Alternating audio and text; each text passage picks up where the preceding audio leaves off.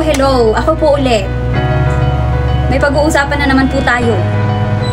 Ngayon, today, now, and forever. Char. Okay, so bago ang lahat, gusto ko muna po kayong batiin ng magandang umaga, magandang tanghali, and magandang gabi po sa iyo. Kung anong oras mo man po ito pinapanood, magandang buhay. Okay po? Okay, so ano naman po bang topic natin today? Ano naman po bang pag-uusapan natin today? Now, ngayon. Okay, so since 50-50 po tayo ngayon sa mundo. 50% na alam na tong bagay na to. Itong mga bagay na to. Itong pag-uusapan natin. And 50%, madami pa rin pong nalilito. Kung ano ba ang tamang termino o tawag sa mga bagay na to. Okay po. Okay, so ano ba? Ano bang topic natin? Ang tagal mo naman mag-explain. Grabe. Okay, so ano ba? Nakalimutan ko. Paalala mo. Okay, so ang topic po natin ngayon, ano po ba ang tamang gamit o termino? Ano ba itong mga terminong ito? Ano ba yan? Ano ba yun? Okay, yung print, yung photocopy, and yung scan po. Sa tatlong yan, marami pa pong nalilito. Okay, so isa-isahin po natin ha sa alam kong madaling way or paraan na explain sa inyo para po mas maintindihan nyo kung ano yung pinagkaiba ng tatlong yan. So yung print, yung photocopy, and yung scan po.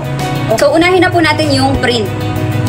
Yung print po ay may digital copy kayo or soft copy na ipiprint natin papuntang papel. Tapos yung papel na yon, ang tawag doon is hard copy. Nahahawakan po siya. Okay po. So, pag sinabing print, galing po sa computer, galing po sa cellphone nyo, na ipiprint natin. Halimbawa, yung mga PDF file, Word file, pictures, lahat ng nakikita nyo sa computer or sa cellphone nyo na ipiprint natin papuntang papel. Yun po ang print. Okay po? Digital copy or soft copy ang tawag doon. Sa mga nakikita lang natin na hindi natin nahahawakan. Ngayon, para mahawakan natin, kailangan po nating i-print. Yun po ang print. Okay? Yung nakikita po natin sa screen, sa computer, pag printin po natin, hard copy nyo yun. Yun yung tawag sa print. Okay po? So, ano pang halimbawa? Yung national ID. Hindi po ba? May ibinibigay sa atin or may ibinibigay sa inyo na digital copy. Digital copy or yung soft copy na makikita nyo sa phone nyo. Sisend nyo sa akin at yun yung ipiprint natin. Okay po? Digital copy po yung tawag doon. Nakikita lang natin sa computer or sa cellphone nyo and then isisend nyo sa akin para ma-print natin. So yung print mula digital file or soft copy na makikita sa computer at ipiprint natin papunta sa papel. Okay po? So punta naman po tayo sa photocopy. Maraming nalilito kung ano po ba yung tamang term sa Xerox. Okay? So sa mga hindi pa po nakakaalam ha, ang Xerox po ay isang kumpanya. Okay po? Isang malaking kumpanya sa ibang bansa na pagawaan ng mga photocopier machine. Okay? Or printer kamo na para mas kilala nyo. So, ang tamang term sa Xerox ay photocopy po. Okay po? Sa mga hindi pa po nakakaalam, photocopy po ang tawag sa Xerox. Kasi ang Xerox po is isang malaking kumpanya na pagawaan ng mga photocopier machine. Sa mga hindi pa po nakakaalam ha. Okay po, wag po kayong palilito doon. Kasi nakasanayan na po yun ang tawag kasi Xerox, sila yung gumagawa. Ano po? Hello po. O ngayon ate, paano ba yung photocopy na sinasabi mo? Ganito yan. Yung sinasabi kong papel to papel. May hard copy ka, yung nakahawakan. Okay po? Hard copy na i-recopy natin na same nito. Pwedeng black and white, pwedeng colored. So, gusto nyo ng sample? Ito po. Bigyan ko kayo ng sample para alam nyo. Photocopy po yung gagawin natin, ha? Photocopy natin. I-colored na natin para, di ba? Colored. Photoshoot po ng baby. Wait lang.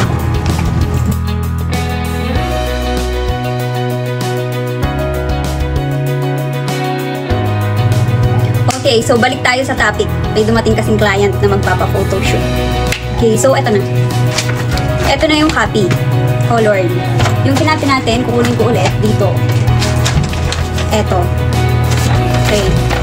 Ito yung hard copy na nirecopy natin ng colored. Okay po. Ito po yung hard copy. At ito po yung nirecopy natin na colored. Okay po. Gets nyo na po yung photocopy. Papel to papel.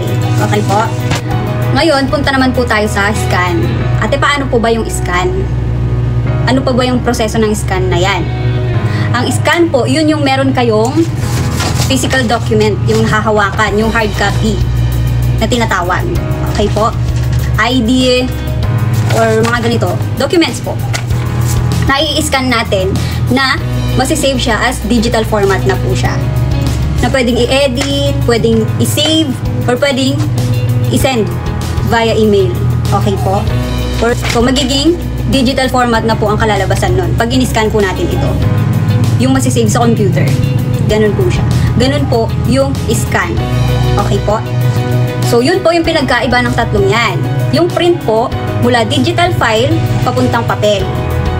Yung photocopy naman po, papel to papel.